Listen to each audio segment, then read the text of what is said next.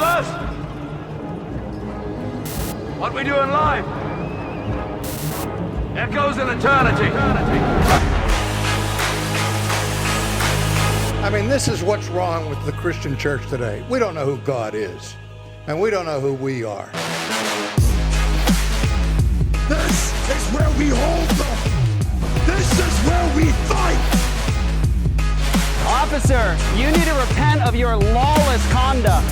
You don't know the law, and yet you pretend to represent it. That's not law enforcement, sir. That's being a thug.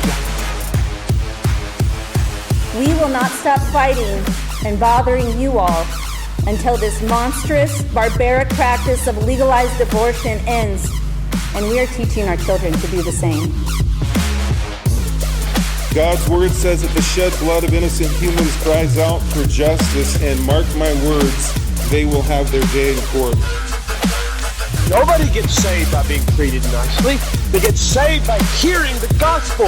Faith comes by hearing, and hearing by the word of Christ. If we don't open our mouths and commend Christ, we're not loving him, no matter what we're doing with our hands.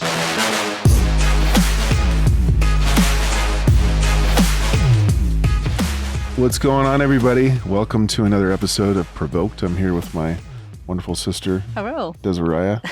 Do you like going by Desi or Desiree better? Either way. I like Desi for people that know me well. Sometimes it's a little disarming for me for some reason. I don't know why. It's just a weird thing. I don't know what it is, but if somebody I don't know says, "Hey, Des," I don't know why that sounds like aggressive to me. That's funny because I only call you Des. I know. If people I know call me Des or Desi, I don't think twice. Desiree, that's a little bit more formal. Like they probably don't know me that well. Mm-hmm. A lot of people just call me Desiree, and I don't correct them. Yeah, I don't like Desiree. Yeah, because my name is Desiree. So, but tomato, whatever. Yeah, welcome to our podcast. We hope you love it because it's the best podcast ever created. It's like the best one, you know. Think about any other podcast, ours is better. But the purpose of our podcast is just simply we want to use this as a vessel to serve Christ and to encourage our brothers and sisters out there, because we have millions within the church, just in the nation, right? Professing Christians who don't put feet to their faith. Right? They don't evangelize. They don't really understand what the gospel is. And you only know what you know, right?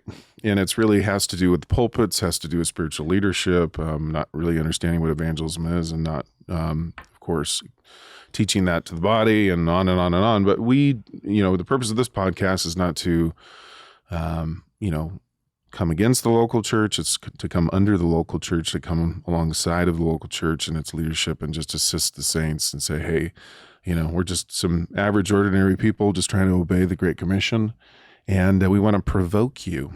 And sometimes people don't like that word. I think we got a couple of messages say, "Why is it provoked? Mm-hmm. What do you need? What do you need to provoke people?" And I think we provoke people. Why? Because we want to stir them up to love and good works. So we provoke them to stir them up to love and good works in the area of Christian living, evangelism, apologetics. So we want to stir the heart. Yeah, exactly.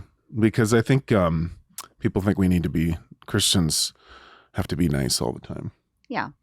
It's like, because provoking somebody, think about provokes. Why'd you provoke me? Or, don't provoke your sister or brother by saying that. So it has like a negative connotation. But it's a scriptural kind of, issue, or it's a scriptural example of, Paul was provoked in his spirit, and because he was provoked, then he was moved to engage the culture with the gospel. Right. So we want to provoke, and also it's almost like there's such a sleeping giant within the American church that you kind of need to push him and poke him and say, hey, this is what Christ has called you to do. He is your master. You've been bought by his blood. Your life is no longer your own. He says, go out and proclaim the gospel, and that's what we should do. Right. So that's what our show's about. If you could, right now, go to apologiastudios.com and become an all-access member. Just tons of incredible information that you can just wade through there, and thousands of hours of incredible teaching. It's a good way to, especially for dudes, because of our three primary duties as Christian men is to provide, protect, and to be the priest of our homes. And so we always need to be increasing in our ability to provide, to protect our family, and then to govern our homes spiritually. And so this is a great thing that you can do as a guy take in all this great biblical information so you can teach it to your kids and your wife. And as you support Apologia Studios financially, it keeps the lights on and keeps everything going. Where can they go for all that? You can go to apologiastudios.com. While you're there, you can go over to reformcon.org and pray about joining us in the end of October, because it's going to be fun. Yeah, it's going to be the last time we went, it was really just a great time of learning and fellowship, and everybody had a blast. My kids loved it. So. Desi's going to be preaching. And... Nope. Just kidding. We've just probably lost. Be there and helping in the kitchen and stuff. We've lost 80% of yeah, our they're like, guys, yeah. No, it's going to be rad. Yeah, there's going to be tons of people. We got a huge venue. It's just going to be... It's the Sheraton over there in Mesa Riverview, right? I think. Yeah, it's really nice over there. There's a really cool park, too, if you have kids. Yeah, we're expecting big numbers, so it's going to be sweet. Yeah, go to reformcon.org and sign up and come see us. Yeah, and while we have you, please give us a 5-star review if you like our podcast, because that's going to help kind of boost our numbers. And we're so thankful for all the messages we got the last couple of weeks after Jesse's testimony, our episode with Jesse Schreck from Italy. So thank you guys for all your just messages of encouragement, and that was I liked that episode. Yeah, it encouraged me so much. So maybe we'll get out there into Italy. Yeah, that would be amazing. Cool. Well, talk to us a little bit about your husband and what's been going on. So Don, a lot of you know, ran for State House Representative in our district, and it started about 18 months ago, kind of started the process. He felt called to step out in that area in faith and, kind of put some feet to his faith and kind of branch into the political realm. And last night was the primaries to go on, and he didn't make it. And so now we're kind of just in the aftermath of that. It was just, a lot of work, and we learned a ton and had a lot of people come around us and show us, kind of the ins and outs of running for office. And so it was a really great experience. It was really cool to see him. He's such an organized man and just person. And he's like, I was telling you, just like a good athlete. Like when he goes in, he plays to win and he gives it his all. So it was really cool to just see him kind of step out into that area that he's never stepped out into. And just all the love and support that we've got from our church and elders and friends, and having our kids being able to see their dad, do that. And we talked about that last night because our son Liam, who's 11, was super bummed out. And we said, look, we're not called to results. We're just called to faithfulness. And Dad felt called to do this and to learn. And God doesn't say you need to win. He just says, be obedient.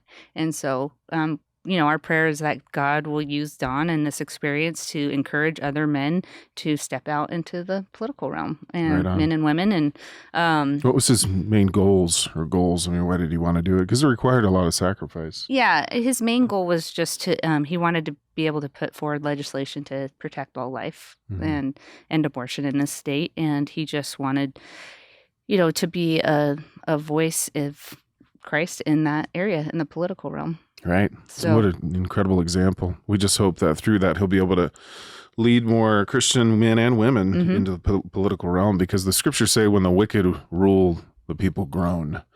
And so when the righteous rule, even though we're only righteous by Christ and his blood, it brings about the blessing of the Lord. Right. So, yeah, it's just sad to see so many Christians demonize any political involvement. I really think it has to do with undergirding theological systems, right? Where anything to do with the world is inherently bad, and we can't really, that's just not our realm. And we can understand that there is jurisdictional boundaries there. Like I, as upholding an office within the church, couldn't run to be a governor, right? Those are two, that's a civil realm.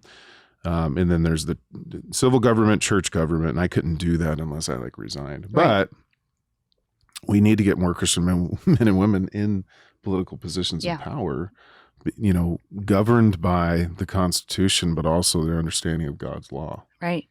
Yeah. I was just thinking about, when we go out to the abortion mill, we're pleading with the moms and we're telling them, this baby is going to be like no other baby. There's never going to be a baby in all of throughout history that's going to be the exact same imprint as your child with their soul, their unique, their love, they're precious. God has made them in his image. And so, but I think that about everybody too. Right. I was thinking about Don and how unique God created him and made him with these special giftings. And, our guest that's coming on, God has created you. He's given you certain talents and giftings, and we're just called to use them all for his glory, because the man's chief end is to glorify God and to enjoy him forever. Right. And so whatever your unique giftings are, sometimes it's easy to feel like you don't have any, but God has given you, certain qualities that there's never going to be anybody like you throughout all history. And so that's not to puff yourself up, but it's just to say God is a masterful creator, and he's a designer, and you're a unique individual with your own talents, and God has put you on this earth for a purpose during this time to make him known. Exactly. So with that being said, I'd like to introduce our guest, our friend and brother in the Lord, Eddie Roman. Hi, Eddie. How are you? Hey, doing good. Thanks so much for having me on Provoked. Yeah. Thanks, man. So thankful that you're on, because I know you're a busy guy. Yeah, I am kind of busy, but I found shelter in a corner of my bedroom right now to talk to you guys. So sweet. Yeah. So Eddie is a director, producer. Are you guys still producing anything as far as Way of the Master, or is that kind of over? Yeah, no, actually, we just launched season 8. And so if you go to livingwaters.com, you could find all the listings. But yeah, it's going strong. It's airing in 190 countries all over the world. And it continues to actually be our biggest outreach. So many people see us on YouTube, and we got tons of YouTube videos. But the television side of thing is actually where the majority of people who find out about Living Waters for the first time, they're coming from flipping through channels. And so Way of the Master still is, kind of the biggest outreach. And the format we have now is a lot different. Basically, I've been taking a crew of about four or five guys out and just following Ray and Easy and Mark and Oscar around. And so it's just like witnessing clips gone crazy from a bunch of different angles and stuff. So it's a lot different, but we all like it more because it's just kind of showcasing the stuff that made, I don't know, Ray known as that's just his witnessing clips. So, but yeah, Way of the Master is definitely going strong. That's so awesome. It's just been amazing to see God use Ray and you guys all in just the ministry. I think you guys have 1 million subscribers now. Right on YouTube. Yep. Wow. Yep. No, 2 million, I think, on YouTube, right? No, I think it's or 1 million. plays or something. I don't know. I can't keep track. Actually, I'm so focused on TV. I know we passed 1 million subscribers a while ago, but I think it's pretty neat. My son Liam watches and pays attention. He said they had their golden play button, so I think that means you have 2 million. They have 1.13. Okay. There you go. But that's awesome. It seems like it's skyrocketed too. Like you guys, went from 100,000 to 4 to 5, but it just exponentially the time kind of gaps shrunk between, so many people subscribing to your channel. What's crazy is COVID was just a huge blessing to us because everybody was at home, everybody was on their computers, and that's when the view count just went nuts. Wow. So many people found out about Living Waters during COVID. And it's actually becoming kind of a problem because every single time we go out filming, people will come up to Ray and they'll say, "Hey, we just came in from Arizona. We thought you'd be here." And they so it's cool. But at the same time, we're like, can't you see he's trying to talk to someone? Can you step back for so it's kind of funny. But yeah, we definitely have gained crazy amount of viewers and subscribers just during COVID. Yeah. So that's so great. Yeah. Yeah. It's just been, and like I said before, just really a special thing. Looking into your guys' ministry, especially him using Ray, specifically, it's just incredible what the guys do. I know the street preaching scene since Ray started out on the streets has kind of exploded. just his example, going out there faithfully with the true gospel, not a, false gospel or a watered down gospel. But it's just been incredible to see so many men inspired and moved along into public evangelism because of his testimony and your guys' work there. Why do you think it's been so successful? Man, I don't, a big part of it is just Ray himself. I think his faithfulness. He is just the real deal. What you see on YouTube is what he's like in person, his character. I mean, there's so much stuff about him on a personal level that people don't even know about. He really, and it's funny because he's a friend, and I don't really talk this way about him a lot, but he really is a man of God. Like there's times when he'll be at Huntington Beach, and there's been times when he's gotten into just this heated debate with maybe a homeless guy, and the guy's just cussing at him and going on and on and on. And then after it's all over and the guy's sitting there, Ray will go over and say, "Hey man, can I buy you some shoes?" And he'll take him across the street to just the first surf shop they see there at Huntington Beach. And they'll say, "Okay, just pick one." And in this one case I'm thinking about, the guy went in and he picked like super expensive shoes, and Ray just bought them and just gave them to him. And like, that's the kind of guy he is. And he does that. He does that with food. He does that. Like, he's constantly carrying In-N-Out gift cards, and he just gives them to everybody all the time. So he really is just a loving, gracious man. But when it comes to evangelism, as everybody knows, he just does not stop. Like literally every single day, he gets on his little bicycle and he goes out in the neighborhood and just interviews people. Every single day, he does that.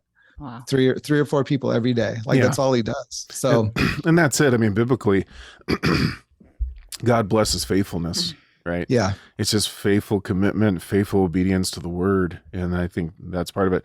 And I would think he's such a balanced guy too, like you just talked about. He's firm in the truth. He's not going to compromise. And I've watched, I don't know how many of his videos in the past almost 20 years. So he's firm in the truth, but he's also so gracious and actually loves the people that he's talking to. And he speaks the truth in love. And sadly, there's not a lot of examples of guys who speak the truth in love out there in a massive public format. I think, our pastor, Jeff Durbin, does that well too. I mean, has that robust theological understanding and knowledge, never compromises the truth, but also knows how to deal with people who are up in your face. And Ray does the same thing. And I would just say too, 'cause I've thought a lot about it, it's really the understanding of the law in its place in the gospel message. I think that, as well as just who Ray is and the vessel that he is, but him kind of bringing back the law into evangelism is why God has blessed it so much. Yeah. For those who might not have heard this already, if there's a message he did about evangelism, it's his classic evangelism teaching. It's called Hell's Best Kept Secret. And if you go to either hellsbestkeptsecret.com or just livingwaters.com, you can find that teaching, and it just kind of gives his philosophy on evangelism. And you watch his videos and then you listen to that message, and you understand what he's doing and why he's doing it. But it's like you said, he's using the law. He's not just going up to people and saying Jesus loves you. He's not just going up to people and trying to emulate what he might have saw at an altar call, and that's kind of what we fall into as Christians. At the beginning of the show, you were saying how the lack of evangelism in this country is in part the responsibility of the teachers and the preachers, and for years, for decades, we've been presented this idea that evangelism is, this telling people that God loves them. And then, a few other things, say this prayer. And so as a church, I think, we do as we're told. And so we've got this idea that that's what we do. And even sadder than that, we got this idea that evangelism is for the elite. Right. It's for the super spiritual. It's for the missionaries. Maybe once a year we'll go out and do evangelism in another country, but for the rest of us, it's just not something we do. And so I think when people watch Ray and they just see how natural and biblical and easy, and even how fun it can be, like that's a thing about him too. People are just scared to death about doing evangelism. And here's this little funny guy just cracking jokes, and it's super interesting. And I mean, his videos really are representative of the fact that when you go up to someone and start talking to them, like all kinds of stuff is going to happen. And it's not a cookie cutter thing at all. And it's just a great practice, the practice of regularly sharing your faith. Sadly, I think a lot of Christians are just missing out on so much, just in their spiritual walk with simply, being clueless on the fact that they should be evangelized. Man, that is so true. They're missing out on so much of the blessing that comes through it. But then what we talk about to our folks at our church is sanctification too, because evangelism is just a primary part of sanctification. And we say it's kind of like an engine. Your spiritual life is like an engine with different pistons, right? And so one of the pistons that needs to be firing is prayer, or like the scriptures say, adherence to the apostles' teaching. And that's just the intake of the word of God, community, fellowship. But evangelism is one too. But we don't treat evangelism like an everyday practice, right? We don't. It's like, well, we'll do it once a week, or not even that. We'll do it a couple times a year or something. And then it's kind of like an annual endeavor, but it absolutely affects your sanctification because it's got to be a process-oriented thing that you're doing, not an event-oriented. You see what I mean? Right. So it's huge. Okay, cool. Let's go back in time a little bit, and we just kind of want to hear your testimony. Like, how did God save you? How did you get into the world of evangelism? How did you start working for Living Waters? So just tell us as much as you want. Yeah, back in time, back to the 80s. So, man, around 1983, I was down at my local 7-Eleven. I was a Pac-Man champion. I actually won a belt buckle for the Pac-Man championship of I don't know, San Diego or my neighborhood or whatever it was.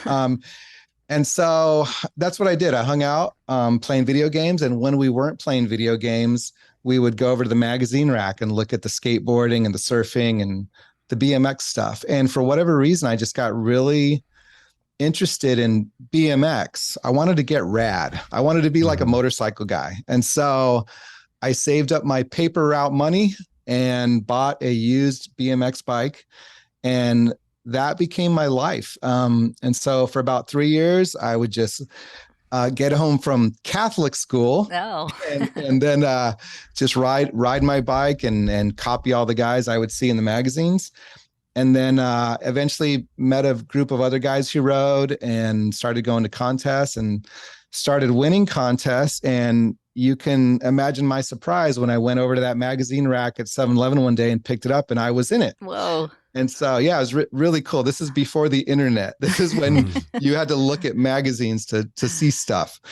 And so that began, is about a little over 10 years of just full-time riding, and eventually turned pro, got to tour all over America and Europe and Tahiti, different places. And I was one of the guys that was in the magazines all the time, and they didn't have it on television a lot back then. This is before the X Games, but I was on television a few times, and so I was just a little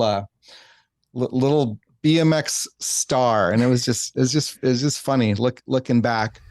And so during that time, I was, extremely fulfilled and happy and just living life. And if you would have asked me if I believed in God, I would have said, yeah.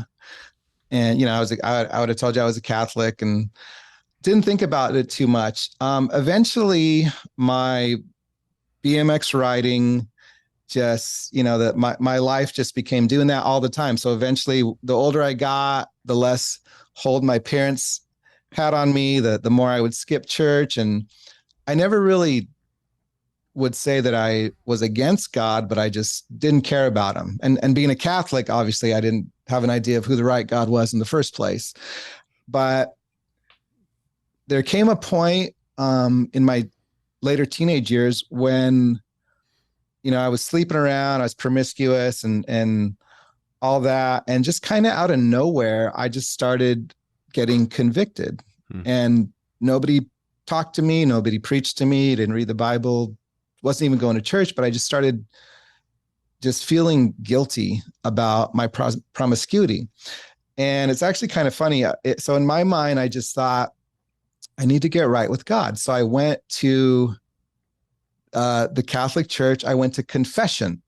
And so for you non-Catholics out there, confession is when you go into a little room and you tell the priest all the sins you've done, and he prescribes a few prayers and forgives you. And that's kind of how it works. And so I go to this priest and I say, hey, I haven't been to confession for years. I don't even remember what I'm supposed to say. Is it okay if I still do this? And he said, yeah, that's fine. Because there's like structured things you're supposed to say to the priest before you confess. And I said, well, I've been having sex and I know that's not right. And I'm not married. And he says, well, he asked me, so do you use a condom? Oh boy. And there's a Catholic priest. And I said, well, yeah. And he said, well, it's okay. As long as you protect the girl, you're fine. Yeah. Wow. And so I walked out of that church a happy man because I thought everything was fine. And I went and said the prayers he told me to pray, but it didn't take just maybe a week or 2 weeks where the conviction was back. And I knew that guy was wrong. I knew that it was wrong. And shortly after that, I broke up with my girlfriend, and that relationship, or I didn't break up with her. I said, hey, we could still be boyfriend and girlfriend, but let's not have sex anymore. And so that relationship lasted about another week, because that's all that it consisted of. It was pretty pathetic. And then not too long after that, a friend of mine, a guy named Vic Murphy, who was a pro BMXer, he got saved. And I watched him go from being a drunk and just a irresponsible, party guy kind of guy. And he became undrunk and normal. And he started going to church and he started preaching the gospel to everybody. And I went to church with them. And, at first I thought, well, I'm a Catholic. I know what church is about. But it was the first time I'd ever been to a Christian church where they actually teach the Bible and go through the Bible. And I'd really never heard the Bible being taught before. And I heard the Sermon on the Mount. And I heard that if you lust after a woman, it's the same as committing adultery. And that really hit me, because even though I had gone to Catholic church pretty much my whole life, never heard that before. And it's sad, because I just remember that when I'm talking to people now, it's like so many people are just in some kind of religious system, and yet they don't know much anything about the word of God, And so it's easy sometimes to get impatient with people and be like, you're a Christian, you should know this stuff. You say you're a Christian, but I remember I was that guy, Right. And then after hearing the Sermon on the Mount, I understood that I was going to hell. And I knew that, but I still liked going to church. So I kept going. And it's funny because I'll meet people when I'm evangelizing who'll say I'll take them through the 10 commandments and get to the place, if God was to judge you, should he find you innocent or guilty? And they'll say guilty. And then they'll admit they're going to hell. And then they just won't care. Right. And that used to be me. Like I used to know for a fact that I was on my way to hell, but I just figured I'll worry about that some other day. But I kept going to church, and it was a process of about 3 months or so. And then at one point I heard teaching on the Holy Spirit, and it was just very basic. It was something along the lines of, God can give you the power to overcome sin. And that just made a lot of sense to me. I thought, yeah, that makes sense. If God can do anything, he's probably not going to be spending too much time making people rich or giving people cars or all this, but that makes sense. It makes sense. And so I believed, and I actually walked down the aisle at an altar call And there's all kinds of problems with altar calls. But in my case, I understood the law. I understood the gospel. And that's when I got saved. And immediately after that, I started getting hit with all this temptation. And, it was by the grace of God that I immediately stopped being promiscuous and put that behind me, just, and just got involved in church, got involved in reading the Bible and never looked back. And yeah, never even looked at pornography again. Like it was over,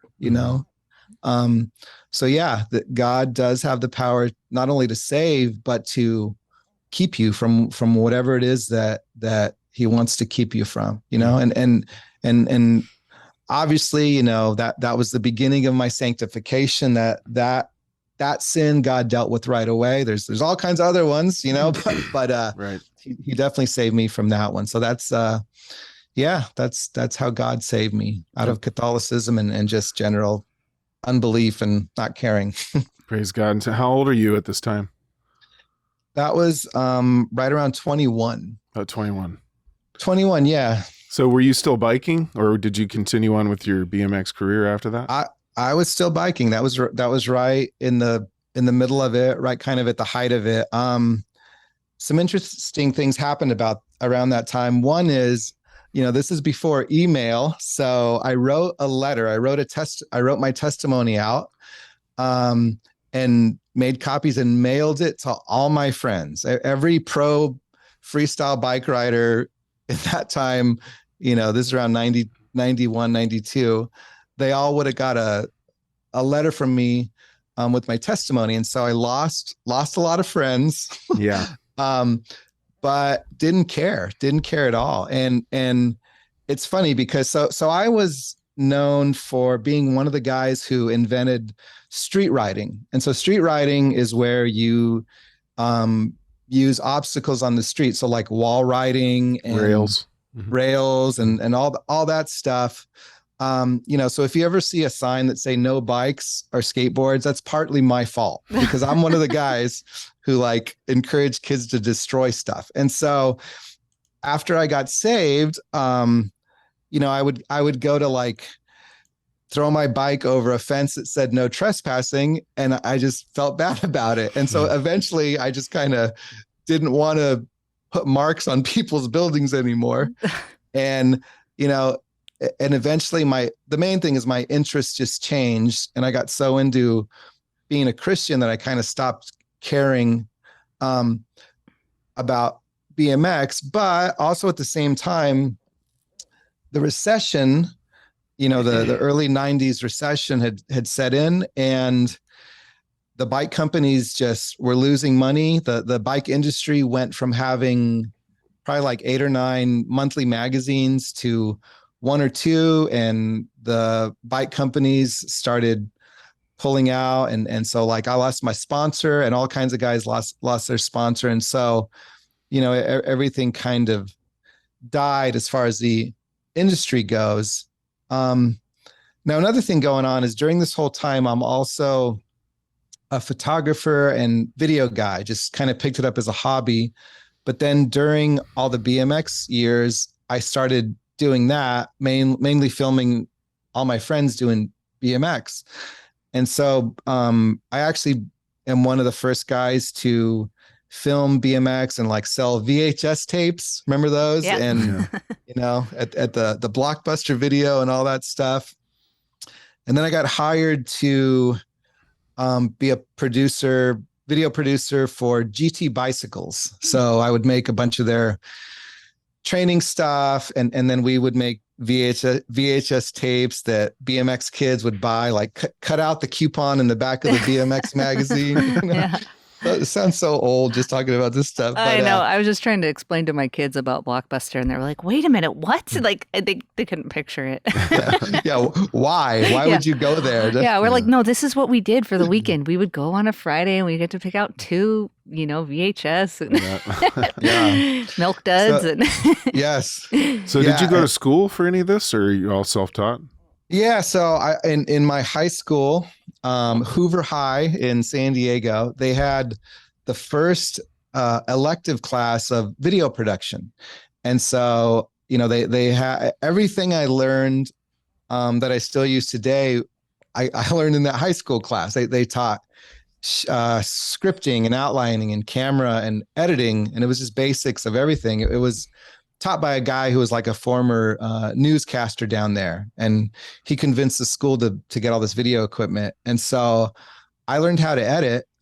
And this was before editing software was on computers. This might have been before computers. Like, this is so old. And so I learned how to edit. And then after that, I got a job at a video production company in San Diego that like transfers home movies to VHS tapes back then. Mm-hmm. And that was crazy because so people would come in and they'd give us like 20 rolls of 8mm film, and I would put it together, and you would just see someone's life just go by in minutes. It was crazy, but so I eventually just got more and more into the video production side. I bought a bunch of books on lighting and all that stuff. And then I went to San Diego City College to their television school and just learned a lot of basics and really just kept filming, and eventually got hired by GT Bikes. And then they ended up making a television show called Crank, as in bicycle crank. And that was on Fox Sports Network. And so by the age of 25, I was a video producer and doing all the sports stuff and making commercials and really had, achieved everything I wanted in life as a BMX guy and a video guy. It was pretty neat. But then when I got saved, I just began to pray that God would use my video skills for his glory. And, that kind of became my prayer, and it was fun. I mean, I still to this day, I watch the X Games, and I know some of the guys who are like announcing or the company owners and stuff like that. And a lot of the younger guys, they grew up watching my videos. So they knew who I am, so I'll get asked to like present an award at some X Games contest every once in a while. It's like, we're going to bring out the dinosaur and he's going to give you a trophy, so it's kind of fun. But yeah, that was a big part of my life. Right on. Sure. So you work for, would you say GTE? GT Bicycles. GT Bikes. Yeah. Okay. Yeah. So that's in early 90s to the mid 90s.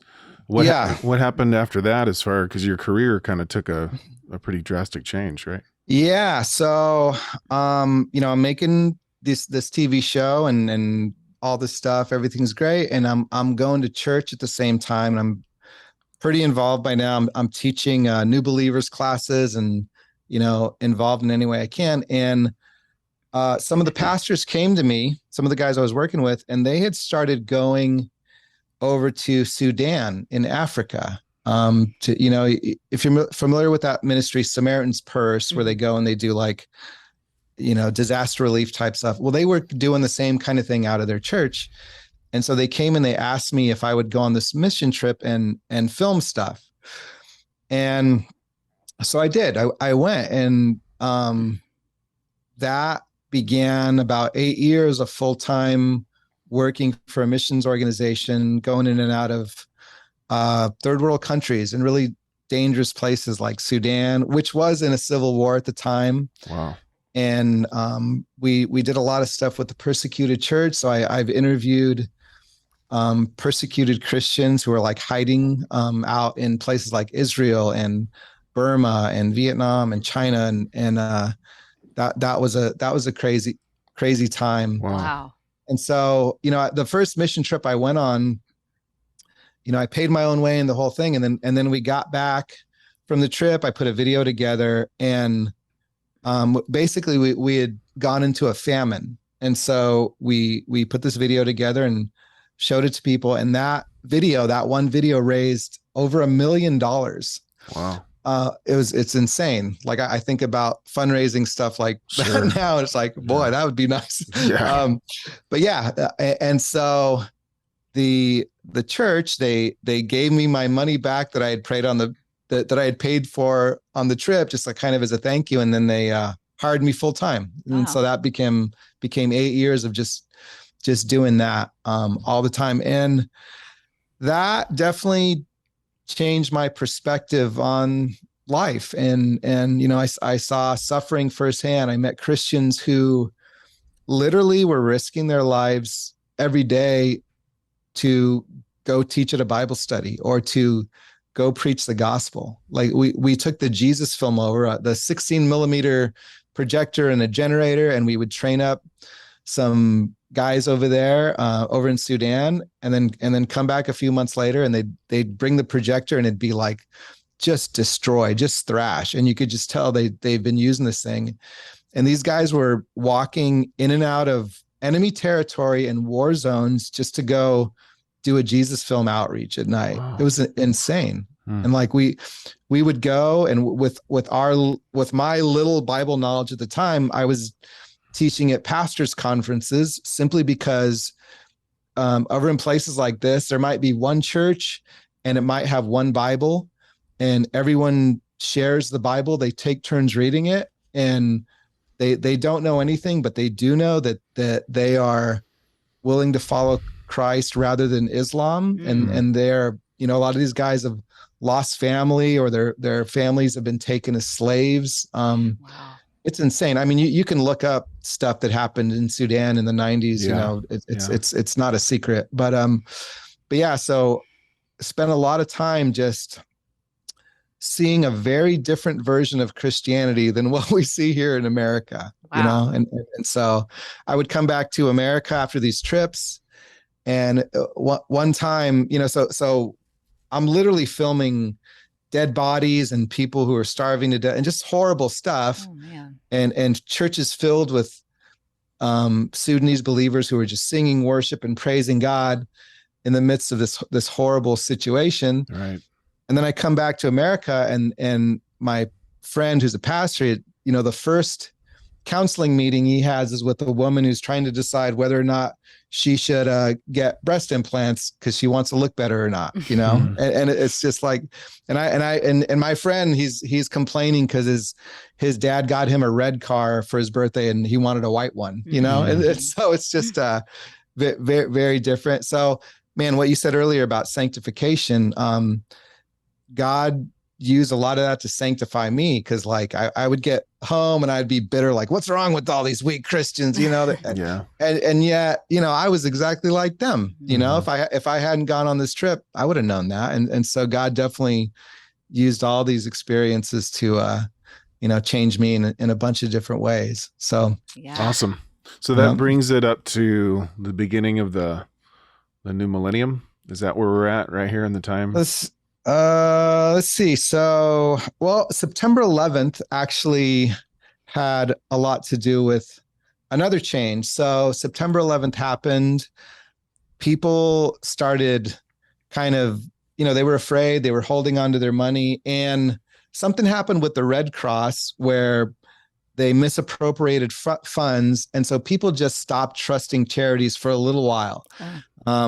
It was just this crazy little thing. And I remember it because it affected us. Like we suddenly had no funds. We stopped going to Africa, and I eventually left the Safe Harbors was the name of the ministry. I left them and ended up being a wedding photographer for a few years. Still doing side works. I did freelance for a lot of different ministries, Billy Graham organizations, Samaritan's Purse, and I was around their big crusades a lot. And then eventually got a job making Greg Laurie's TV show. Oh, really? Yeah. That's funny. And so a lot of things happened there. So I was constantly around big crusade evangelism. So I was the guy with the camera down on the field. So when the altar call would happen and all the people came forward, I would go up to them and ask, why'd you come down to the field? And A lot of times it was, pretty normal answer, but every once in a while there would just be the most ridiculous stuff. This is the only time I'm going to ever get to touch the Anaheim Stadium first base, or I want to meet Jeremy Camp. Where is he? People would just come down. But the saddest thing would be people would come down, and I had this happen a couple of times where I'd say, so why'd you come down to the field? And they said, well, this is my church. I come here once a year and this is where I get right with God. And, that always stuck with me, Sure. and sadly we run into that kind of thing all the time, where people are just basing their salvation on some religious experience they had, whether it was last month or 10 years ago, And so I was with those different ministries for a while. And then during that time of watching all this big crusade evangelism, I started getting convicted about the fact that I was not doing any kind of evangelism, And what's sad is I was going to church all the time, and I was around these organizations all the time, and I never was encouraged or taught to do evangelism myself, And so that just started really messing with my mind. I spent a good year just thinking about that and convicted about that and trying to evangelize and planning on doing it, and then getting scared at the last minute and turning away. And it was just, it was a really hard time. And, there were times when I would evangelize, and it was almost like when in my mind, I thought, okay, this is really important now. There were 3 times when a friend of mine's relative was literally on their deathbed, and they said, hey, could you go make sure this person's going to heaven or something? And, kind of stumbled my way through it. And, there were times when I would do that, but for the most part, just didn't talk about Jesus at all. That's what you did at church. That's what you did with your Christian friends. Mm-hmm. But you just didn't do it to others. And so I'm going through this year of conviction, and around the end of it, I just come across this video of this little guy from New Zealand witnessing to people. It's Ray Comfort, and didn't know who he was. I didn't know who Kirk Cameron was. I'd never seen any of his TV shows, but I just started watching these videos, and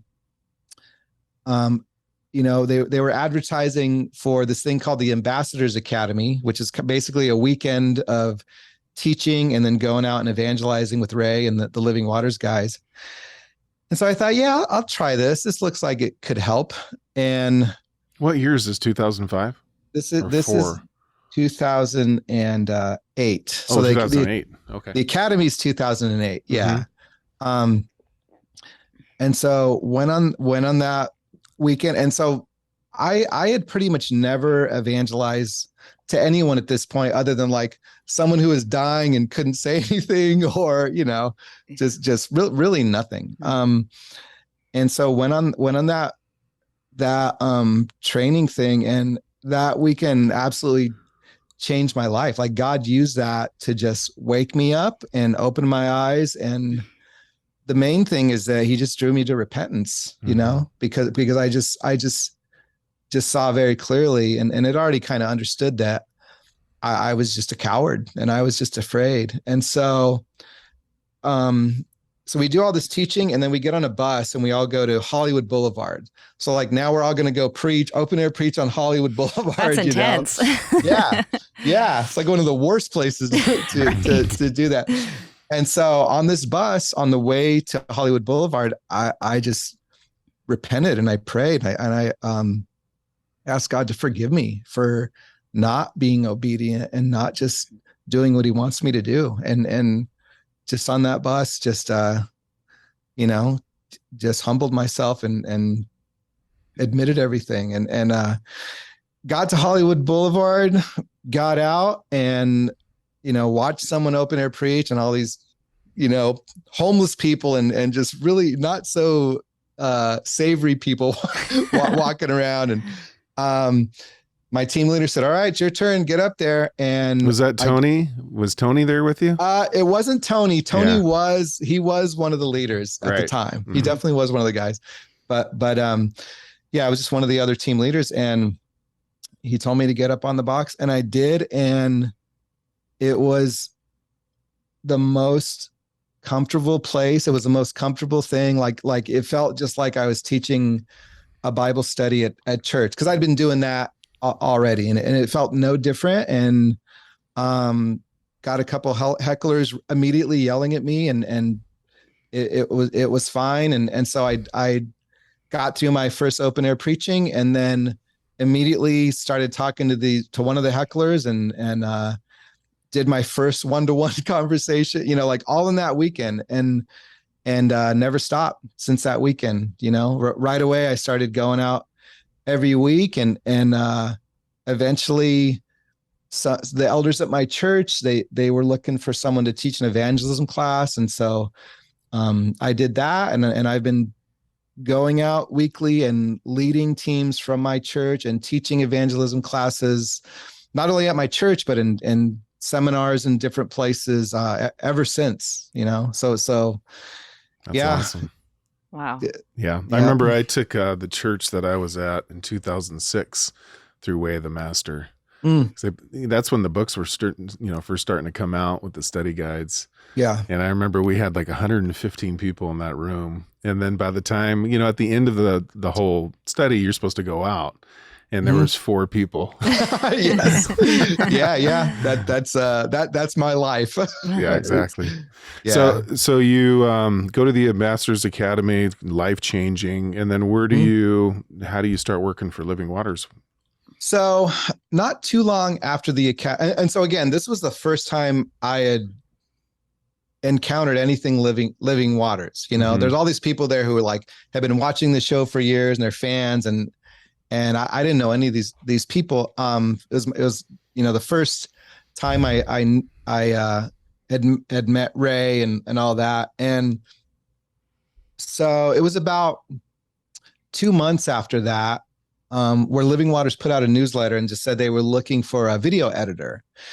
And the same recession that had taken my job away had affected them. And so Living Waters had lost their video crew a year or so earlier. They went to Europe. I don't know if you've ever seen the Europe episodes, but they went to Europe and just open air preached all over the place. They came back with a mountain of footage that no one really knew what they were going to do with. And then the recession happened, and they lost a whole bunch of employees. So that footage actually sat there for a pretty long time. And then eventually they were looking for an editor. And so, because I had gone on the academy, I knew who they were. They knew who I was. And it's funny because all my years of filming BMX was basically going out and just filming everything, and then coming back to editing room and going through a mountain of boring footage and looking for the good stuff. Mm-hmm. And that's basically what I had to do with this Europe stuff.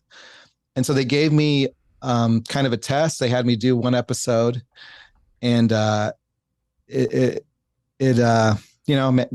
liked it. And so I've been doing the TV show Way of the Master ever since. Wow. That is so cool. What season did you take over? Season 4. Season 4. And then season 8. Oh, that's awesome. And then you were a big part of 180 movie, right? You helped. Yeah. So yeah. I did the soundtrack. So it was funny because Ray, the running joke at Living Waters is Ray always goes to Hitler. Everything's Hitler. Yep. And Ray will actually do it on purpose as a joke sometime. He'll get ready, he'll get finished talking to someone, he'll just go, oh yeah, Hitler. But so Ray had written a book called Hitler, God and the Bible, and so he was making a video to go along with the book. And in the process of making it, it turned into a pro-life video to where he asked someone about abortion. He asked his famous question, "It's all right to kill a baby when?" Mm-hmm. And we were all looking at the footage, and we just said, this isn't about Hitler anymore. This you can leave Hitler in it, but this is about abortion. And so I myself Mark Spence, and others, we kind of worked just kind of redirecting that, and then doing just kind of helping in a way. Ray has always been the director as far as having the big idea and like being the guy to go out and start things, and then we'll kind of come in and make it happen. Make it, or give suggestions, that kind of thing. So I was involved in 180 in that way, and then pretty much every other video we've put out since then, it's kind of been the same, where there's a group of us that kind of give their input and help move things around. Yeah, our family always looks for your name at the end when we're like Atheist Delusion. Oh, we are like, there's Eddie's name. Yeah. Man, just that 180 movie. I mean, I've personally handed out thousands of those. That movie changed my life. Yeah. So when I got saved in about 2009, 2010, I was struggling with the issue of abortion. I knew it was wrong, but I was, still in that mindset of like, I can't tell anybody else what to do. Judge not, Yeah. And my pastor gave me the 180 movie and said, watch this. And I was just in tears. And so that movie really changed my life. Yeah. And like gave me the courage to start going out when we would go out, and then actually met Eddie outside of an abortion clinic in San Diego. Me and Dawn would go, and some others, Zephaniah, Mel, and the Higgins, Richard and Shannon, and we got to see God close that facility. Awesome. Yeah. I was with that crazy security guard lady. Yeah, remember her? Yeah.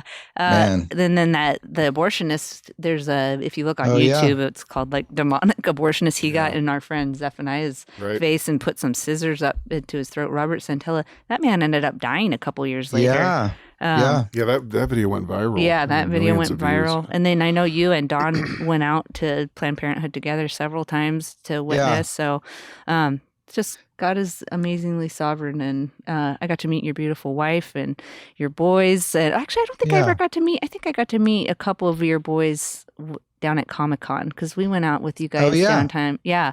Yep. So yeah, if you want to share what has happened recently too with your son Jesse, and kind of what God has brought your family through, and it's just a tragedy, but also very just encouraging to see how God has just worked through both you and your wife. I read your wife's blog, and it was very, very encouraging to just read how God gave you guys the strength to endure such a trial. So I won't say anymore. I'll let you share that, because it's a very amazing story, actually. Well, real quick, just because you mentioned his name, Richard Higgins. So funny thing about Richard Higgins. So he's one of the guys that that continues to go down to abortion clinics in San Diego. Mm-hmm. So I met him, I don't know, it was like 5 years ago or so. And we get to talking, and, he finds out about my BMX pass, and he says, when I was a little kid, I used to walk to school, and there was this guy who lived on the block, on this hill, the school I went to, and I would walk to school, and he was always doing these tricks going down the hill. He would do this frame stand thing where you kind of stand on the bike and you're not using. And I asked him what street it was, and he told me, and I said, that was me. No. What? Yeah. That's ridiculous. Crazy. Wow. It's so funny. That's awesome. So, what part of so you went to Hoover High. So where did you guys live growing up? I lived in East San Diego. So did we. So I went to Patrick Henry. Zach went to Grossmont. Yeah. We grew up in like La Mesa, San Carlos, Mount Helix. Mm-hmm. Yeah. Yeah. I grew up right off of Home Avenue. So when you go down the freeway, you always see Home Avenue. So East. Yeah. Off the 94 or off of 8? 94. Yeah. The 94. Mm-hmm. Yeah. Okay, I know where that is. Yeah. So look at that. We're in the same hood almost. So you must. Well, you live in what? You guys are Murrieta now. We're in Murrieta now. Okay, so you probably still get good Mexican food there. Heck yeah, definitely. Not here. So, I'm sorry. Sad. San Diego has better Mexican food than Mexico. Amen. No. Maybe that's not true. All my friends from Mexico are gonna beat me up for that one. Okay, just anywhere else. Yeah. Then Yes. All right. So Jesse. So my son, at the end of 2018, my son Jesse, he was driving through a torrential rainstorm, and his car lost control and he went off the side of the road and went about 15 feet into a ditch. Somebody driving by did not stop to help him, but they called the paramedics. And so the paramedics came and they looked for him and they couldn't find him because this was in a really dense area. And they looked for him for a while. And then finally, as they were all packing up to leave, one of the paramedics just happened to go over and look over the side of the road and saw him down there. And so they got him out. The weather was so bad. They wanted to life flight him, but they couldn't because the weather was so bad for the helicopter. So they took him to the hospital and put him on life support. And so this happened in the middle of the night. The next day I was at work and my work was about an hour and a half away from the hospital he was at. And I got a call from my wife and she basically just said, I'm on my way to the hospital. They told me that Jesse's there, but they won't tell me anything else. And parents' worst nightmare. Yeah. And they basically said, get here as fast as you can. And so I finished my last edit of a TV show I was working on. And I just said to the guys, I'm not sure when I'm going to be back. And I left and I got to the hospital and walked in and saw my son hooked up on life support with all kinds of tubes and wires. And his face was just destroyed and he was just a mess. And the doctor comes in and starts explaining to me things. And I literally got lightheaded and I had to sit down because it was just so overwhelming. And he had flipped his car, flipped his truck a couple times. The truck was destroyed. And basically his head took the brunt of the impact. So he broke the area around his jaw in different places in his skull in about 5 different places. His optical nerve was crushed. So his eye actually is fine, but he's now permanently blind in one eye because the optical nerve was destroyed and he suffered a traumatic brain injury. And so he was in the hospital, intensive care, and then in rehabilitation for about 6 weeks. When he came to, he didn't know who I was. He didn't know who his mom was. He couldn't talk. He couldn't walk. Like he really did start from ground zero. And so he had all kinds of hallucinations and crazy stuff during this time. And so eventually he got out and he had to come home. And then we began taking care of a guy who would almost fall down the stairs every time he would try to walk. And it was a good, man, I would say 9 months of me and my wife just full time, taking turns caring for him and just being around him. And he was just very unpredictable with a traumatic brain injury. You just don't know what you're going to get. It's not like a broken arm where they could say, okay, this is going to heal in this many days, but it's just all over the place. And so it was horrible. And so my wife and I basically had to come to a place where we just had to trust God more than ever before. Looking at your son and just thinking he could literally be a vegetable for the rest of his life. Wow. Or even before that, we didn't know if he was going to survive. And later the doctors would tell us they didn't think he was going to make it. Like they all thought he was going to die. And just going to a place where you realize my life is about to get really hard and my life might not go the way I thought it was going to go, but at the same time, trusting God with that. And, so it was definitely a big time of growth for both my wife and I. Our family actually came together a lot stronger. One of the pastors that I'm close to, he took me aside during this time and he said, you need to really be strong now more than ever before. And you need to know that statistically speaking, marriages do not last when something like this happens. They just don't. And so that really, sobered me up and made me really just, realize how devastating and serious this whole thing is. So thankfully the Lord definitely proved himself faithful and just did nothing but strengthen us and help us. And our church came together in amazing ways. Like we just continually would get support and meals. We got so fat because people just kept bringing us meals all the time. It's like the meal train is on.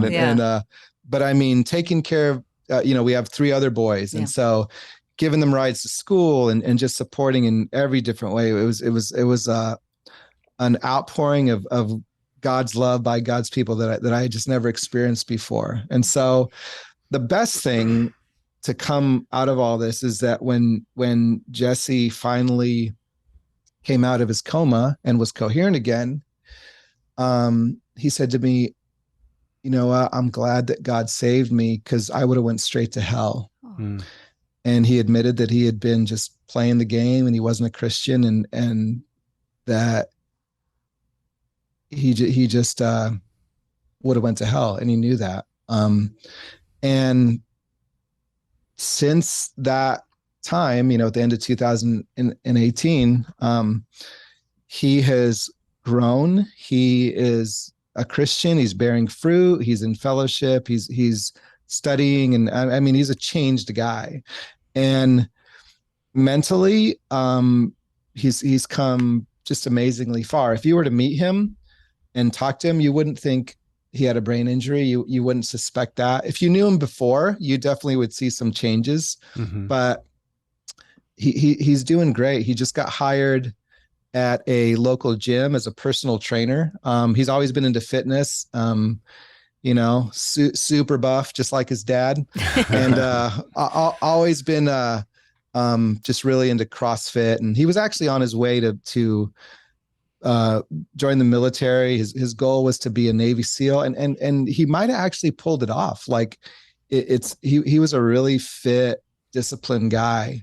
And so that's one of his dreams that was taken away. So that's something he had to deal with in the last few years. But mm-hmm. he's definitely past that, and just really thankful to be alive. And again, the most important thing is he's saved, and he's a different person. And God not only gave him a new chance at life, but gave him a whole new life. So wow, things are good. That's good. That's so good to hear. Yeah, God even can use car wrecks to wake people up, and I think it was just a big wake up call for him. Same thing happened to John MacArthur. I don't know if you guys know. Oh yeah, I remember he was right. Yeah, he was ejected from the car, and he said that he was fully coherent while he was spinning around, like he was having these deep thoughts while he was like flying through the air, skidding on his backside on the asphalt. Man. Like God had given him the ability just to, because anybody else, you'd lose conscience or you would forget about these things. Yeah. But he was just so aware of it. So God can even use that type of stuff to wake you up. So I'm so glad he's okay. You got to watch this video. He's doing great. Yeah. I'm going to put it at the end of this, interview, but it's just really encouraging. And now that he's a trainer, if you see like what he was like right after the wreck, he could barely walk. And then at the end he's running, and then now he's a personal trainer. But you think about, like you were saying, your plans for your life, your plans for your kids, and, you don't plan for these things. But Eddie, I was listening to your podcast, Romans Road, and on your first one, you were talking about the brevity of life, and and just like that God doesn't really care if we're a BMX or we're a Navy SEAL or whatever. What's more important is our righteousness, and we don't have our own righteousness. We need Christ's righteousness. So, as a parent, I'm sure that was like the most traumatic thing for you and your wife to go through, Sure. But gosh, if that's what it took to bring your son to the Lord, then it was all worth it. All the pain and all that trial. And we always pray for, we don't want bad things to happen to our kids, but sometimes those are the things that need to happen for God to bring them to himself. And so it's just a beautiful, beautiful story. Yeah. So thank you for sharing that with us. We definitely want our kids to land in a ravine, even though it's so painful rather than have their destination be eternal punishment, like he had said. Yeah. So it was an act of God's grace by allowing that to happen. Yeah, and when we're looking at, like Eddie, you were in your sermon, you were talking about just how fast life goes, and we get so consumed with, the people that we're living, dealing with in our daily life, but really, like, for God, it's nothing. It's just we're here and we're gone, and that's it, And so if we're keeping our eyes heavenward and we're looking at eternity and keeping our mind on eternity, then these things, make more sense. And there you see the importance of, okay, well, we had to go through that trial, but now my son is going to be with me for eternity. Yeah. So, absolutely. Wonderful. Well, it's getting a little long, so we're not going to keep you too much. We're so thankful for your time. I just got a couple questions for you before we let you go.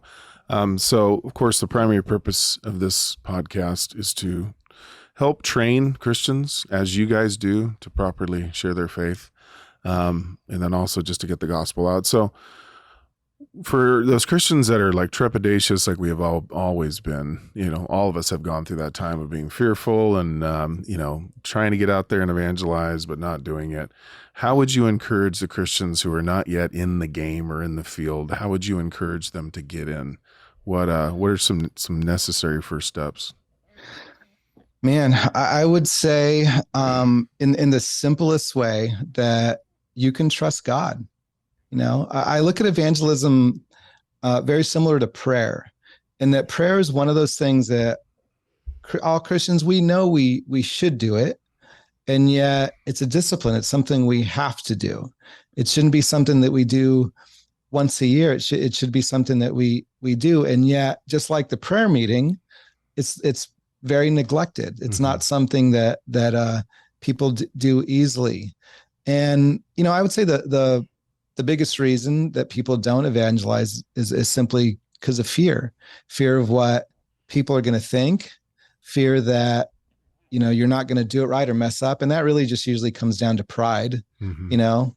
If you're a Christian and you know enough to have been saved, then you know enough to explain it to someone else, right? So there really is no excuse. So often people think, they look at videos of Ray and Jeff Durbin and all these guys, who have all the answers, and some Mormon walks up, and next thing you know, Jeff Durbin is like explaining their theology to them. And you're watching those videos and you're thinking, I can't do that.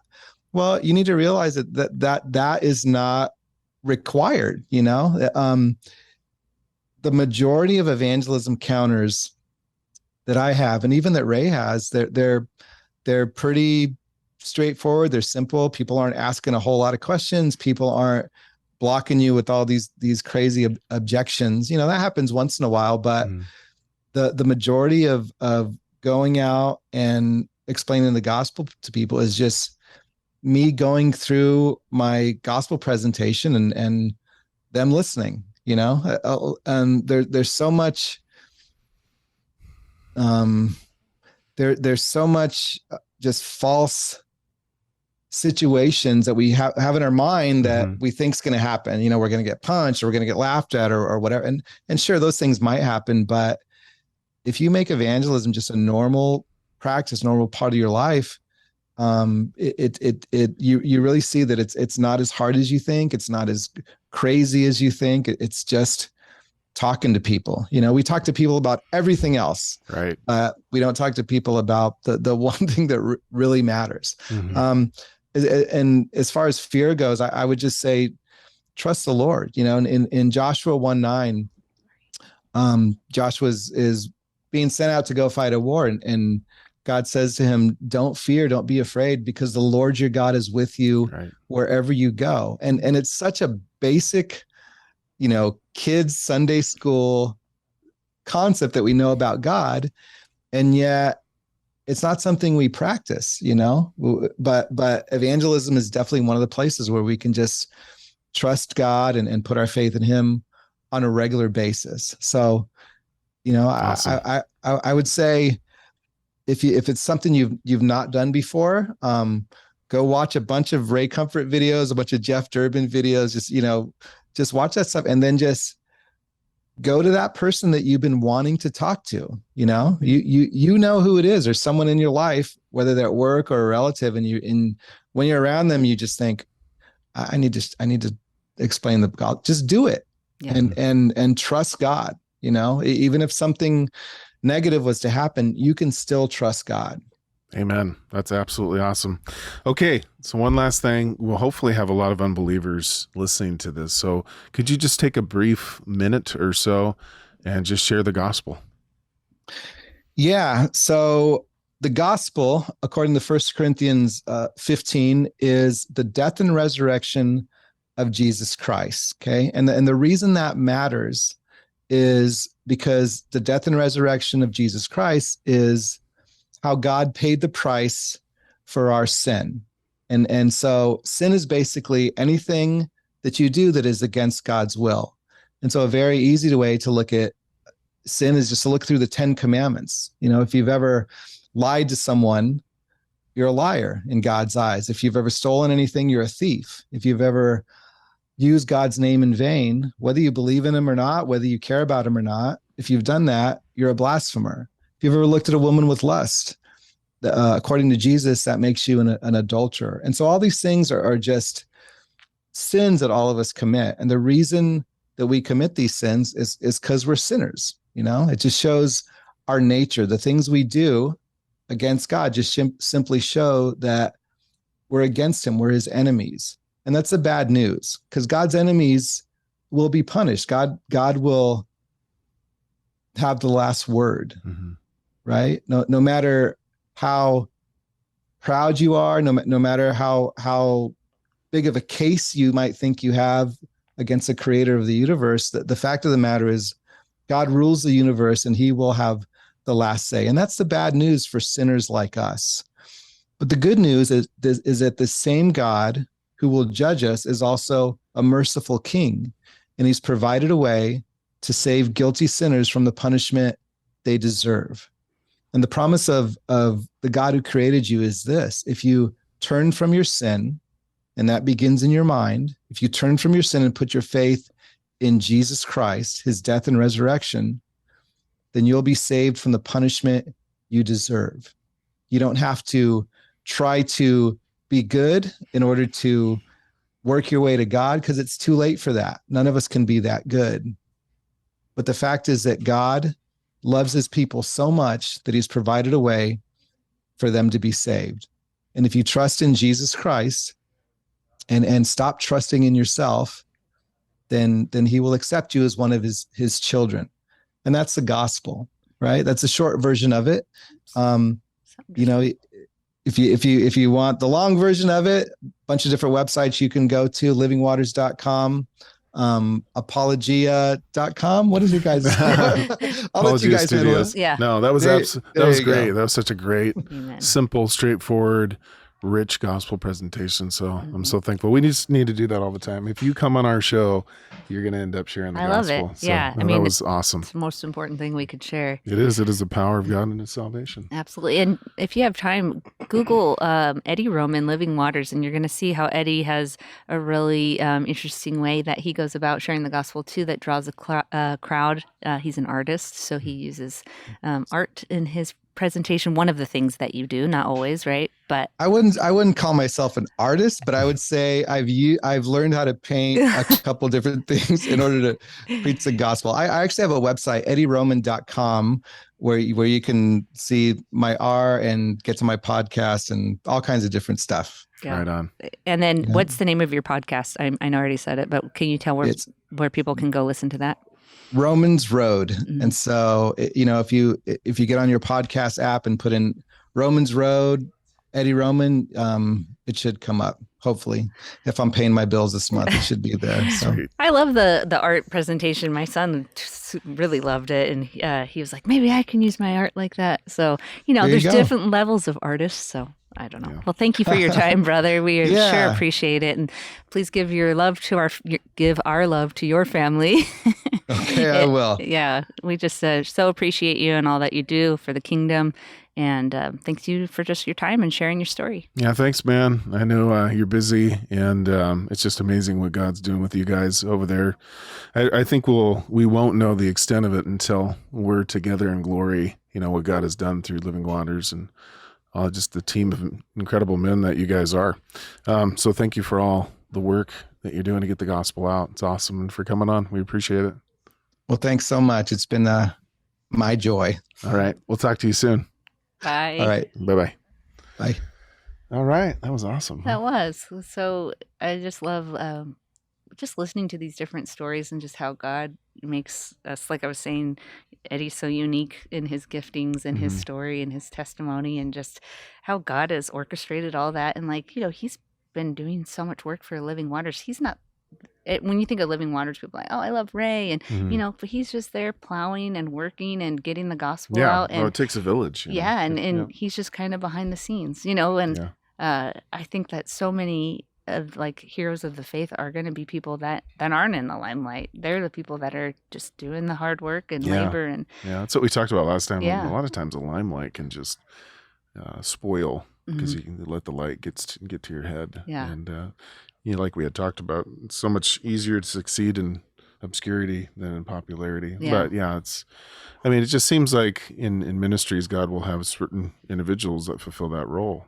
Like Ray would be how fulfills a role that Jeff fulfills, but it's just the team that comes together with all the unique giftings that complement one another to do the work of God. Yeah. And it's just so awesome to see that happening over there. Totally. So, and speaking of, Ray's coming on next time, so that'll be exciting. Mr. Comfort is coming on. I'm gonna try to get him because I think I don't know if it's still happening, but I think in the past, if you could find him without one of his tracks, he would give you some money. Yeah. So, we'll see. Because I think he jumped in a pool one time. I think I heard the story. Yeah. I think somebody's like, hey, where's your track? And he pulled it out of his bathing suit and it was wet. So we'll see. Yeah, he's hardcore. That's great. Yeah, he's so rad. Okay, guys. Well, we love you. We're so thankful for you tuning in to Provoked. Share it, like it, do all that YouTube stuff so we can, just move forward with training people how to share the gospel and rescue little precious babies dying out there. Yeah. So we will see you next time. See you next time. Thank you.